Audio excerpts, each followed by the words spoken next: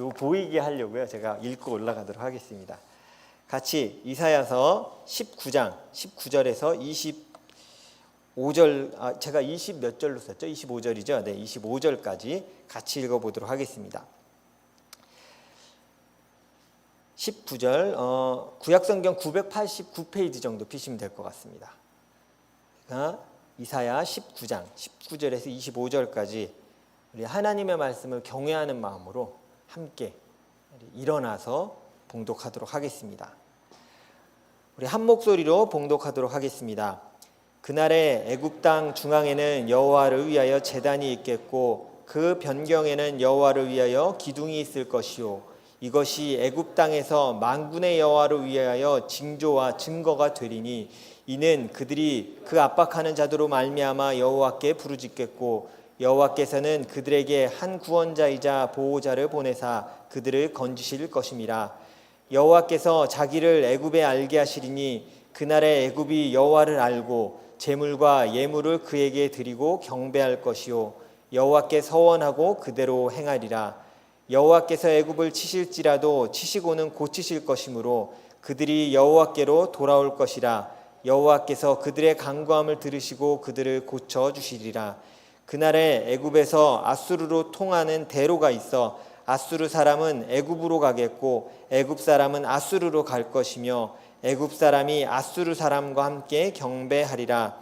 그날에 이스라엘이 애굽 및 아수르와 더불어 셋이 세계 중에 복이 되리니 이는 만군의 여호와께서 복 주시며 이르시되 내 백성 애굽이여 내 손으로 지은 아수르여 나의 기업 이스라엘이여 복이 있을지어다 하실 것임이라. 아멘. 제가 올라가도록 하겠습니다.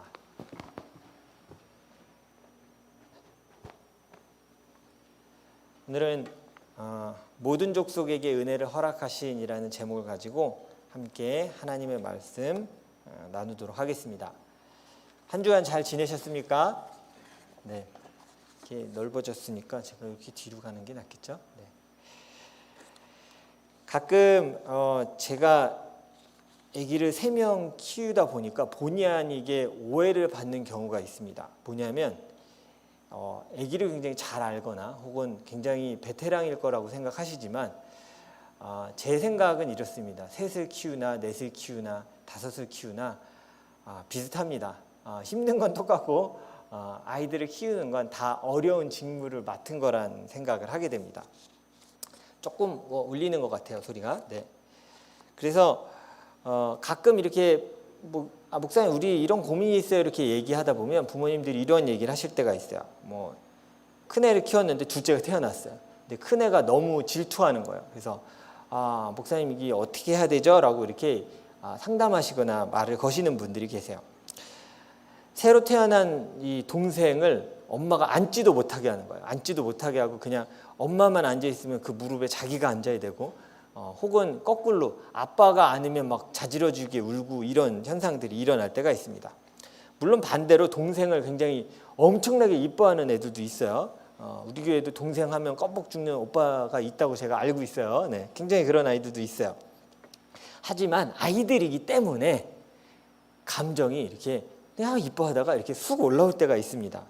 저도 그걸 경험한 적이 한 번 있는데 그래서 저한테 가끔 물어보세요. 목사님 애들은 안 그랬지요? 그렇게 얘기하는데 가만 생각해 보면 그런 적이 있었더래요. 네, 한 번 있었습니다. 제가 하나를 좀 소개해드리고 싶은데 둘째가 태어난 지 100일이 됐습니다. 첫째와 둘째는 2살 차이입니다. 그러니까 100일이 됐을 때 얘도 한국 나이로 2살, 3살 정도가 됐죠.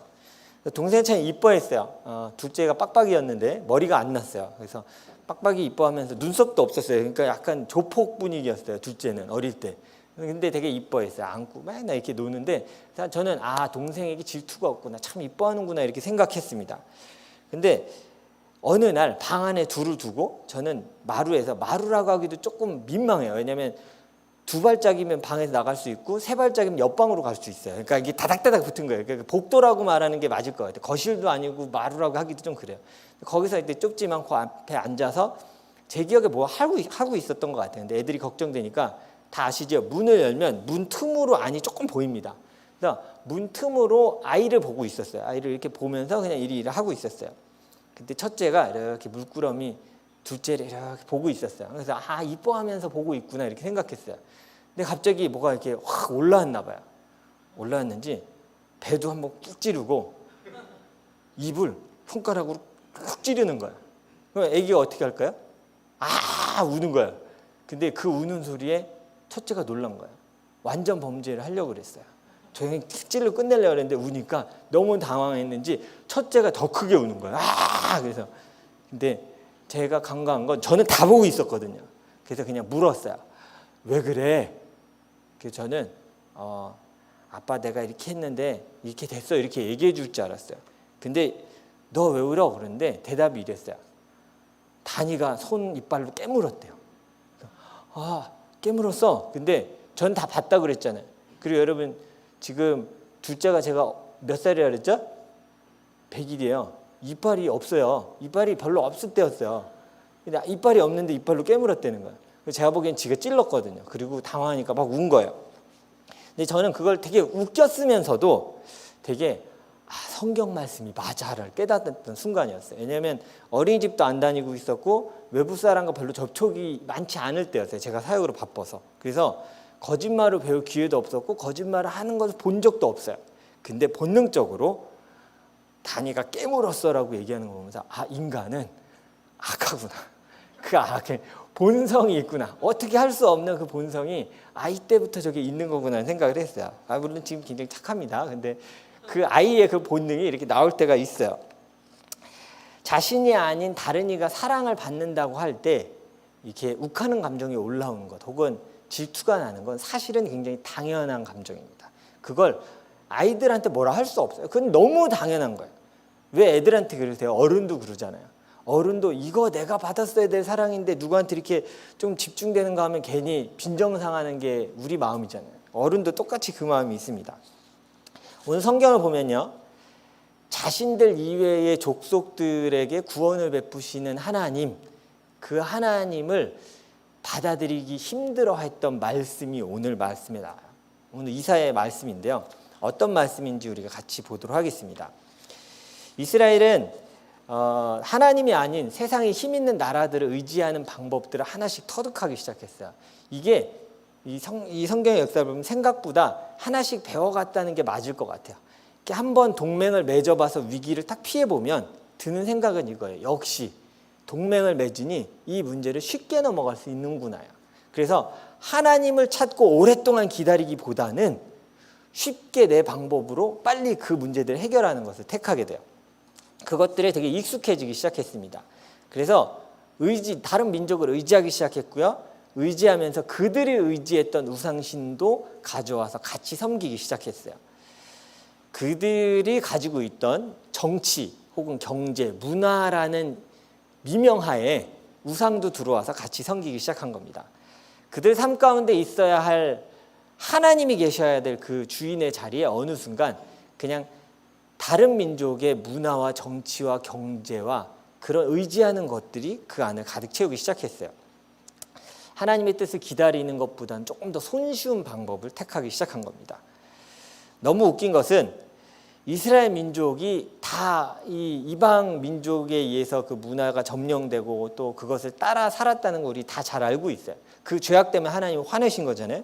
그런데 이스라엘 백성이 독특하게 갖고 있는 생각이 있었어요. 자신들은 하나님을 떠나고 하나님이 아닌 다른 신을 섬기면서 그러나 하나님의 구원의 은혜는 누구에게만 향해야 된다고 생각했을까요? 그건 나에게만 향해야 돼. 그러니까 하나님을 등졌어요. 하나님이 원치 않는 거 행하는 거 잘 몰랐을 거예요.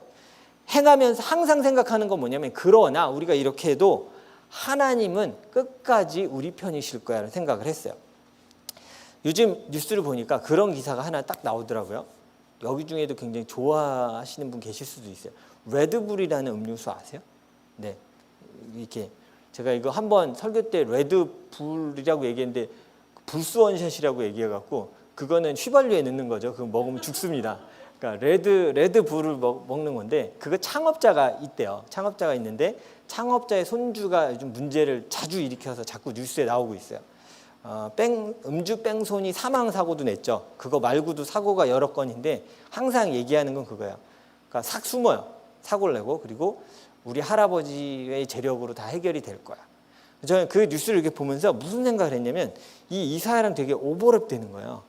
자기가 어떤 잘못을 해도 나는 괜찮을 거고 커버될 거고 내 할아버지는 내 편일 거고 나를 지켜줄 거고 나는 안전할 거야. 이걸 정신학적에서 뭐라고 표현하냐면 자기애성 인격장애라고 얘기해요. 그러니까 내가 하는 건 다 괜찮아요. 요즘 뉴스에 나오는 게 그거예요. 내가 저지르는 성범죄도 나는 의도가 그게 아니었어. 그러니까 자기를 너무 사랑해서 이게 인격 장애까지 온 거예요. 그러니까 나는 다 괜찮아요. 이 이스라엘이 빠진 병이었어요. 내가 하나님을 섬기지 않아도 그래도 하나님은 끝까지 내 편일 거야라고 생각했던 거예요. 그러나 이런 이스라엘의 생각에 정반대의 말씀을 이사야가 선포하기 시작한 거예요. 바로 남왕국에서 활동하던 이사야의 선포는 이런 이스라엘의 생각과 전혀 다르게 선포되고 있었어요. 오늘 말씀 21절을 함께 다시 보도록 하겠습니다. 성경책 덮으시면 안 됩니다. 21절 같이 읽도록 하겠습니다. 시작. 여호와께서 자기를 애굽에 알게 하시리니 그날에 애굽이 여호와를 알고 제물과 예물을 그에게 드리고 경배할 것이요 여호와께 서원하고 그대로 행하리라. 여호와께 제물과 예물을 드린다는 소리는 뭐 한다는 소리일까요? 예배 드린다는 소리예요. 이집트가 여호와 하나님께 예배 드리기 시작할 거야라고 얘기해요. 그럼 여러분에게 묻겠습니다. 여러분 다 알고 계세요. 상식적으로. 자, 이스라엘에서 예배는 어느 도시에서 행해져야 할까요? 예루살렘이에요. 이거는 율법에 있는 거예요. 그러니까 정해진 성전 안에서 예루살렘에서 드려져야 되는 게 모든 이스라엘 백성이 갖고 있던 상식이었어요. 근데 뭐라고 얘기하냐면 이집트에서 여호와 하나님을 향한 예배가 시작될 것이야. 이렇게 선포되기 시작한 거예요. 그러면서 유다만이 하나님을 섬기는 나라가 아니라 이집트도 하나님을 섬기는 나라가 될 거다라고 선포하고 있는 거예요. 19절을 한번 봐주십시오. 자, 19절 함께 읽겠습니다. 시작. 그날에 애굽 땅 중앙에는 여호와를 위하여 제단이 있겠고 그 변경에는 여호와를 위하여 기둥이 있을 것이요라고 얘기하고 있어요. 자, 여기서 중앙에도 여호와를 위한 제단이 예배 장소가 있을 거라고 얘기하고 변경에는 써놓으셔도 돼요. 국경 얘기하는 거예요. 우리가 아주 익숙한 비자 받을 때 가는 국경처럼 이 국경을 얘기하는 거예요. 국경에 여호와를 위한 기둥이 있을 거라고 얘기하고 있어요. 이 기둥의 의미는 굉장히 고대에 가면 우리가 잘 알고 있기도 한 개념이에요. 통치자는요, 국경에 항상 뭘 세웁니다. 정복하면 뭘 세울까요? 정복비. 우리가 잘 알고 있는 광개토 대왕 뭐요? 비. 그게 왜 세워졌을까요? 여기까지가 내 땅이야. 다시 말하면 내 소유고 또 하나 말하는 건 뭐냐면 나의 통치권에 들어가 있는 땅이야를 얘기하는 거예요. 그러니까 애굽이 하나님 지금 뭐라고 선포하시는 거냐면 애굽이 이집트가 이방 민족이지만 나의 민족이 될 거고 나의 다스림 안에 들어올 거야라고 선포하고 계신 거예요. 통치자가 누구인지를 잘 얘기해 주고 있는 거죠. 이 당시에 이스라엘 사람들은 그래서 이 말씀을 받아들이기가 어려웠던 거예요. 하나님의 사랑은 나를 향해 있어야 되는데 이방인을 향해, 그것도 여러분 잘 알고 계시겠지만 그냥 사실 이방이 아니에요. 오늘 말하고 있는 애굽 그리고 아수르, 이스라엘이 전혀 좋게 생각할 수 없는 나라들이에요. 그 나라들에 향해서 하나님께서 복을 주시겠다라고 그들을 자기 백성 삼으시겠다라고 얘기하는 거예요. 자녀인 이스라엘의 입장에서 다른 민족을 자녀로 삼으시겠다고 했는데 그 대상이 이집트고 그 대상이 아수르였던 거예요. 그냥 제가 설교 시작하면서 얘기했던 애들이 자기 동생 못 받아들이는 정도의 것이 아니에요. 그걸 뛰어넘어서 완전히 받아들일 수 없는 말씀을 하나님이 하시는 거예요. 그래서 민족이 거부하기 시작해요. 거부하고 하나님의 말씀은 계속 선포되지만 여전히 이스라엘은 무슨 생각 갖고 있냐면 그 은혜는 우리에게만이라고 생각하고 있었던 거예요. 이해할 수 없었지만 그러나 명확하게 말씀하십니다. 애굽도 아수르도 내가 칠 거야. 심판으로 그들을 칠 것이지만 그들이 회복되어 나를 섬기는 민족이 될 것이다라고 얘기하고 계세요. 오늘 우리가 읽은 이 말씀은요, 구약 성경에서 잘 들어두세요. 이방 선교에 대해 굉장히 중요하게 여겨지는 장이에요. 그래서 혹시 볼펜이 계시다면 성경책 이 19장에 별표 한 3-4개를 해놓으셔도 충분해요. 너무 중요한 구절이야. 구약에서 이방인들을 향해서 구원을 선포하는 경우들이 거의 없어요. 그런데 하나님께서 이방을 향해서 문을 열기 시작하신 거예요.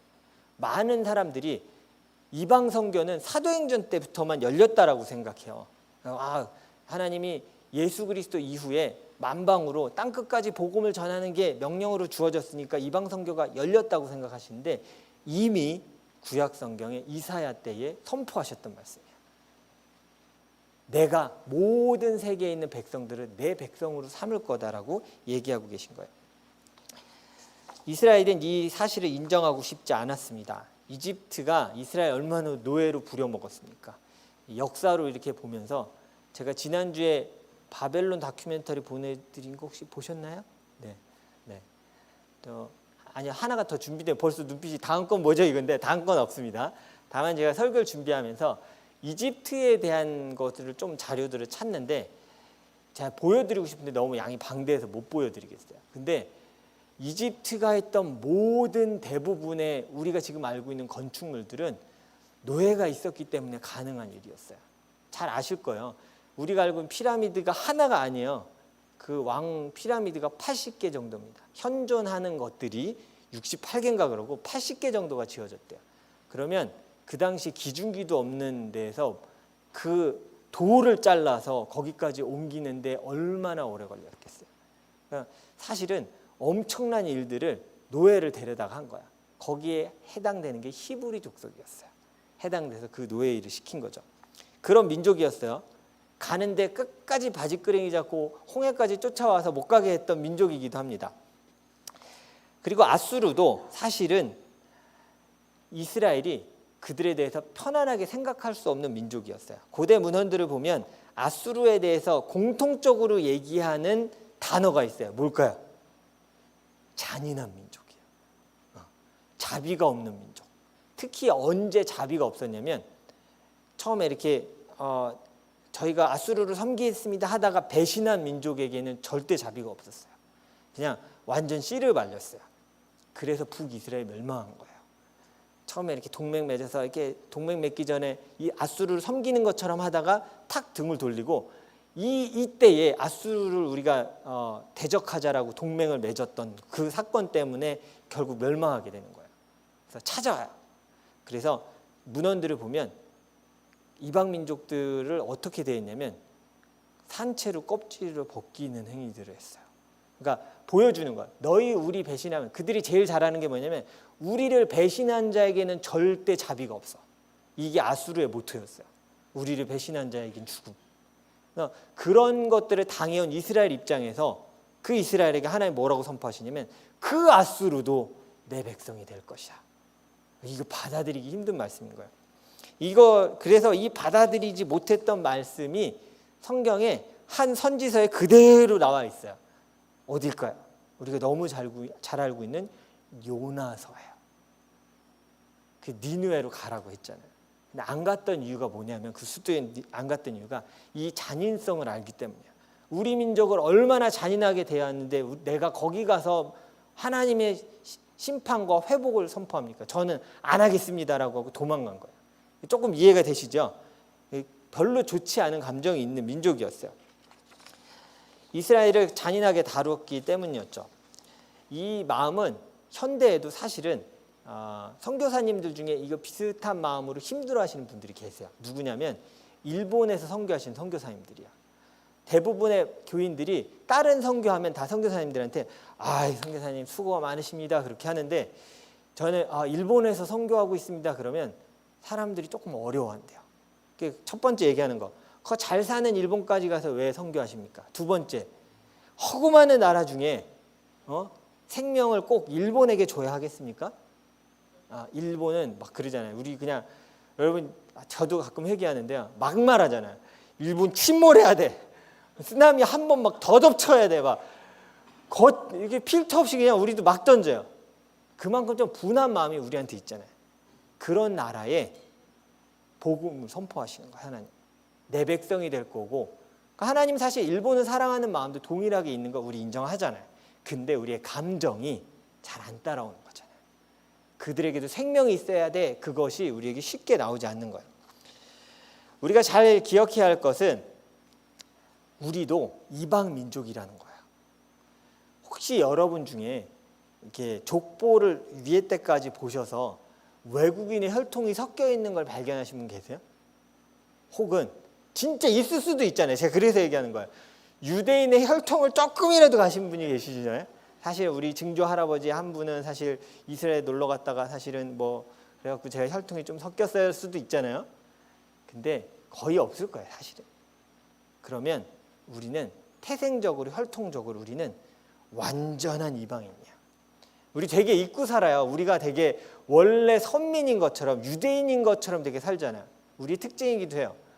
이렇게 막 캐나다 살면 우리는 원래 백인인 것처럼, 우리는 원래 저런 유색 인종들과는 다른, 우리 안에 있는 나쁜 본성이에요. 우리는 원래 그런 것처럼 자꾸 살아가는 거예요.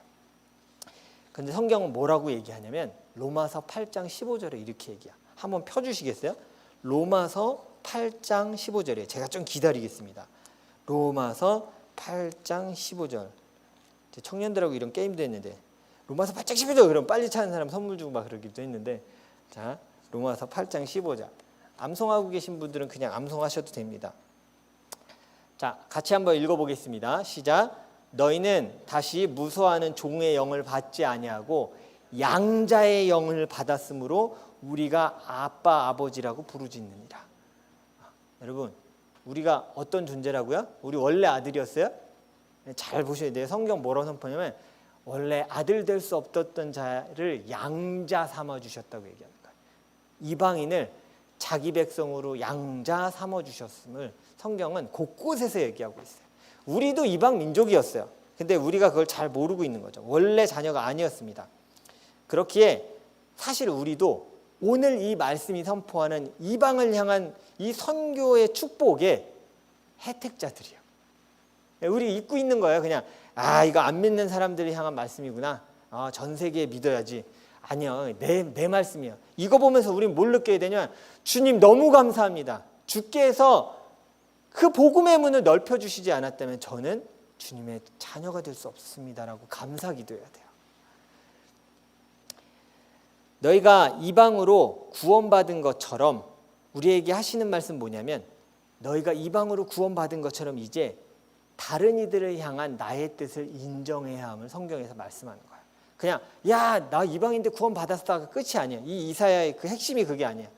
너가 이방의 빛으로서 부르심을 받았고 이제 네가 그 빛으로 나아가야 함을 성경은 보여주고 있는 거예요. 이방 선교를 향한 말씀을 접하면서 우리에게 드는 생각은 무엇입니까? 저도 그냥 이렇게 쓱 말씀을 보면 여러분도 그러실 때 있잖아요. 큐티 못했네. 그러고 이렇게 읽고 빨리 나가요. 하나도 기억 안 나죠? 그러면 안 됩니다. 천천히 묵상하시면 처음에 드는 생각은 이거였어요. 저도 그랬어요. 하나님은 사랑이구나. 맞아. 하나님은 이방을 향해 사랑하셔. 근데 너무나 그 당연한 생각이잖아요. 하나님은 사랑이신 거 너무나 당연한 건데 거기서 그냥 묵상을 탁 끝내요. 그리고 구체적인 그 어떤 적용도 없이 삶에서 그냥 살아가요. 그러니까 이사야의 말씀이 삶에서 그냥 떠도는 거예요. 수수수수 떠도는 거예요. 저희 집에서도 그런 얘기가 들려요. 자녀들이 얘기해요. 아빠 언제 끝나요? 도대체 이사야는 언제 끝나는 거예요? 다 똑같은 것 같아요. 맞아요. 왜냐하면 우리가 피상적으로 보면 그냥 흐르는 말씀 똑같은 것 같아요. 근데 우리가 해야 될 건 뭐냐면 그 안에서 하나님이 어떤 마음으로 그 말씀을 지금 주셨을까를 계속 생각해야 돼요. 그게 우리의 몫이기도 해요. 이방을 향해서 심판을 선포하십니다. 그러나 하나님의 백성이 될 것도 동일하게 선포하고 계신 거예요.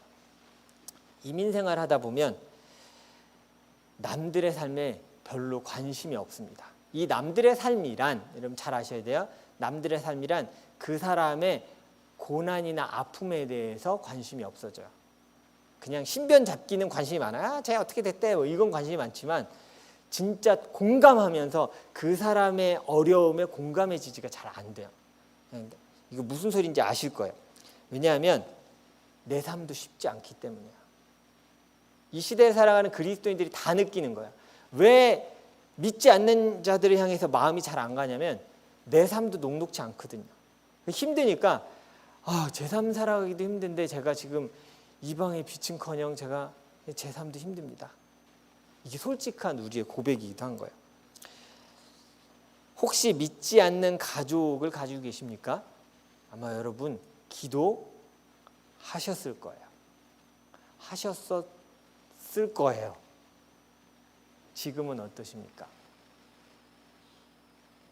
사실 이방을 향한 빛으로 우리를 부르셨는데 우리의 삶이 너무 힘들면 첫 번째 하는 게 뭐냐면 관심을 끄고요.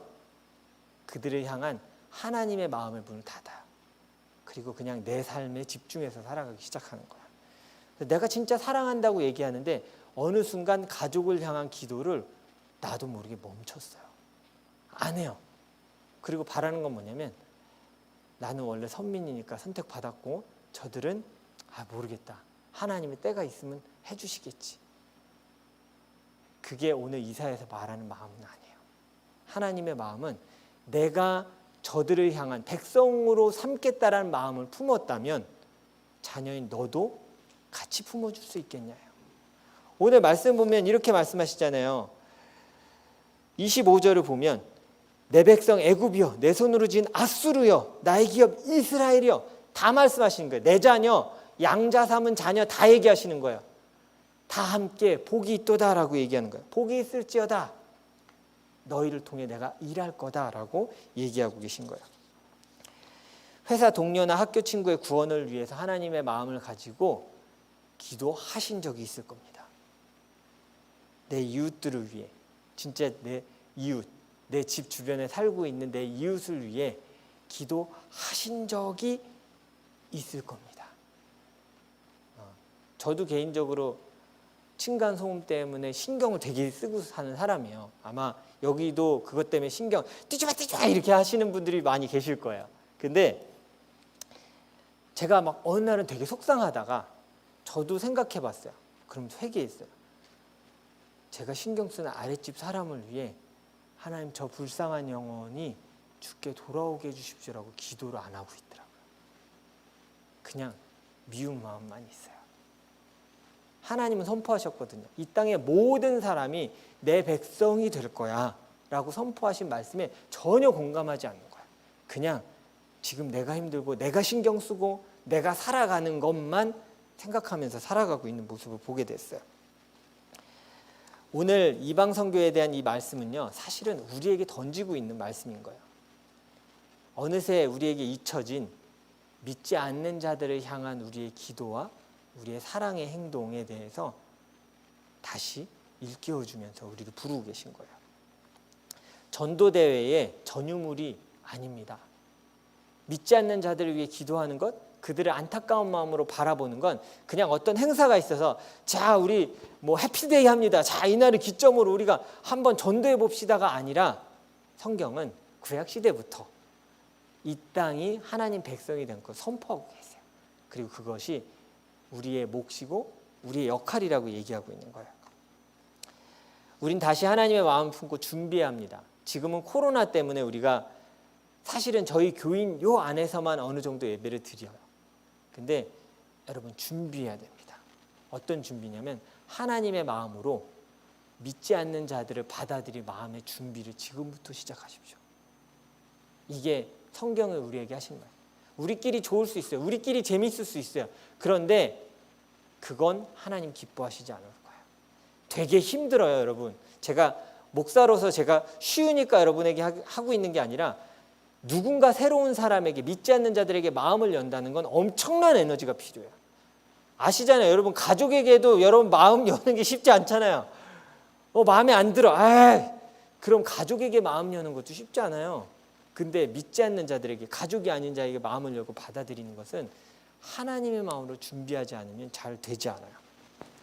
공동체 안에서 우리가 해야 될 건 첫 번째 건 뭐냐면 여러분 안에 선입견 안에 고정해 놓은 인물들이 있을 거야.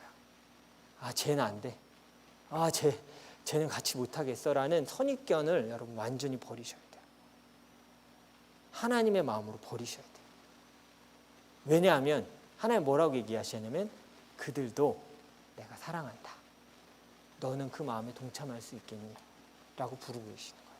그래서 첫 발자국은 뭐냐면 이방을 향해 나가기 전 첫 번째 뭐야 할 건 공동체 내, 가족 내에서 마음을 닫았다면 다시 인정해 주세요. 저 사람도 하나님이 사랑하시고 하나님의 구원에 들어가야 할 사람이야라고 그들을 위해 사랑하는 마음으로 다시 기도해 주기 시작하세요.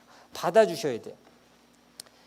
이방을 품으셔서 나를 받아주신 거예요. 그런데 내가 누군가 못 품는다면 나는 은혜만 챙기겠다고 얘기하는 거예요.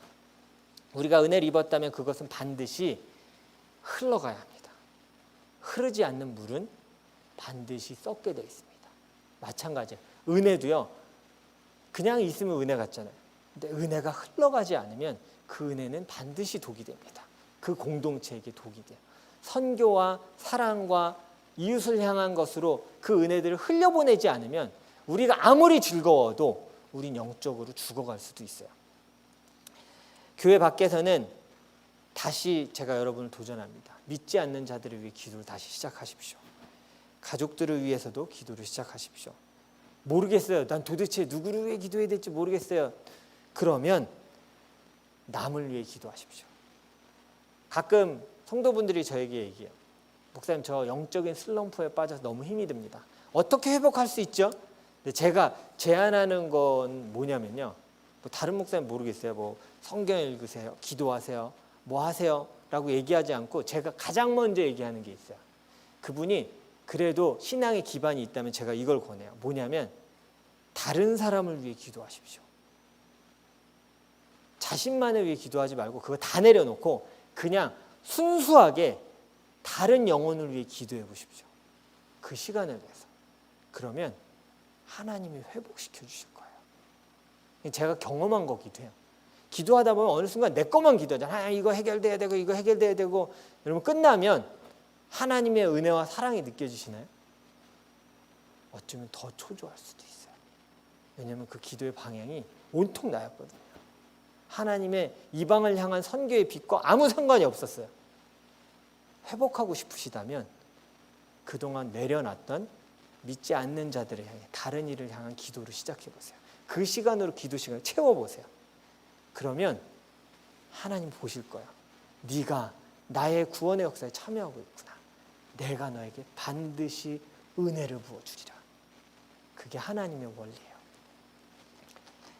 나는 하나님을 믿었으니 구원받았으니 괜찮아라는 마음으로 그냥 살아갈 수 없는 이유입니다.